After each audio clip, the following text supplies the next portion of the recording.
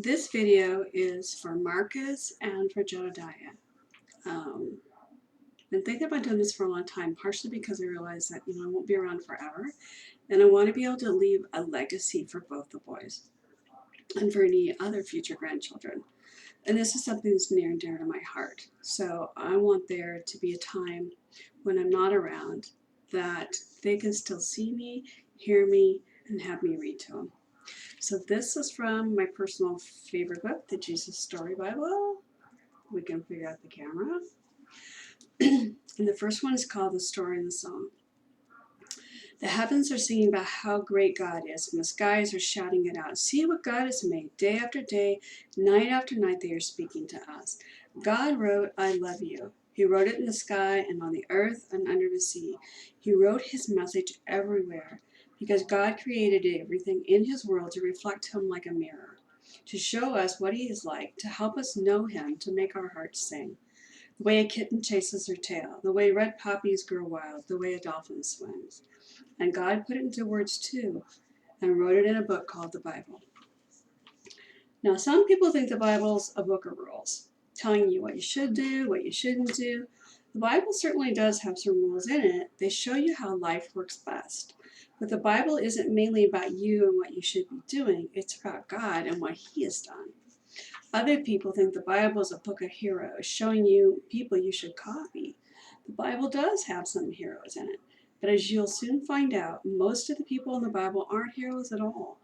They make some big mistakes, and sometimes on purpose. They get afraid and they run away, and sometimes they're downright mean. No, the Bible isn't a book of rules or a book of heroes. The Bible is most of all a story.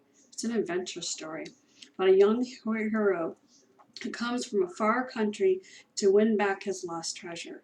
It's a love story about a brave prince who leaves his palace, his throne, everything to rescue the ones he loves. It's like the most wonderful of fairy tales that has come true in real life. You see, the best thing about this story is it's true. There are lots of stories in the Bible, but all the stories are telling one big story, the story of how God loves his children and comes to rescue them. It takes the whole Bible to tell this story, and at the center of the story, there's a baby. Every story in the Bible whispers his name.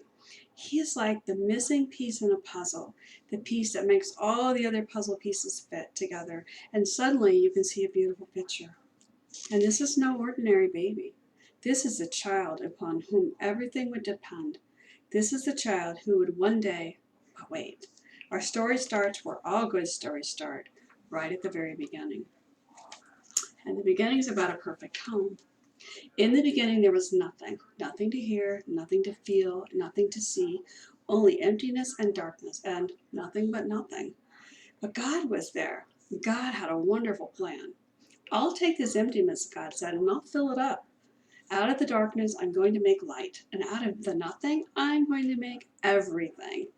Like a mommy bird flutters her wings over her eggs to help her babies hatch, God hovered over the deep, silent darkness. He was making life happen. And God spoke. That's all. And whatever he said, it happened. God said, hello, light, and light shone into the darkness. God called the light day and the darkness night. You're good, God said, and they were. Then God said, hello, sea, hello, sky, and a great space opened up, wide and deep and high. You're good, God said, and they were. Then God said, hello, land, and there, splashing up through the ocean, came cliffs, mountains, sandy beaches. You're good, God said, and they were. Hello, trees, God said. Hello, grass and flowers.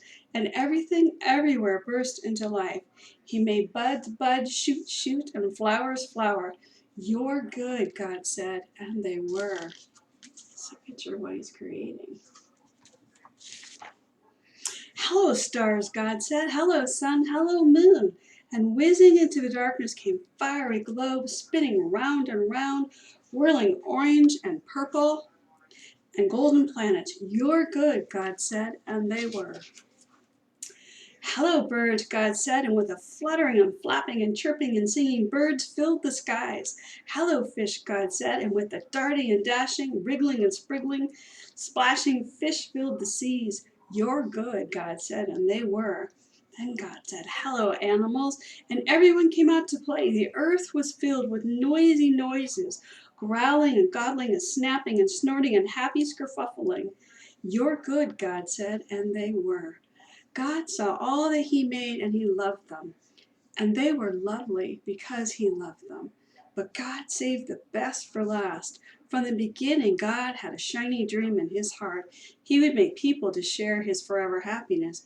They would be His children, and the world would be their perfect home. There's all the animals coming out to play. Let's see, Grandma's still having a problem figuring out the camera. So God breathed life into Adam and Eve. When they opened their eyes, the first thing they ever saw was God's face. And when God saw them, He was like a new dad. "You look like me," He said. "You're the most beautiful thing I have ever made." And God loved them with all His heart. And they were lovely because He loved them. And Adam and Eve joined in the song of the stars and the streams and the wind and the trees, the wonderful song of love to the one who made them. Their hearts were filled with happiness, and nothing ever made them sad or lonely or sick or afraid. God looked at everything He made. "Perfect," He said, and it was. But all the stars and the mountains and the oceans and galaxies and everything, there was nothing compared to how much God loved His children.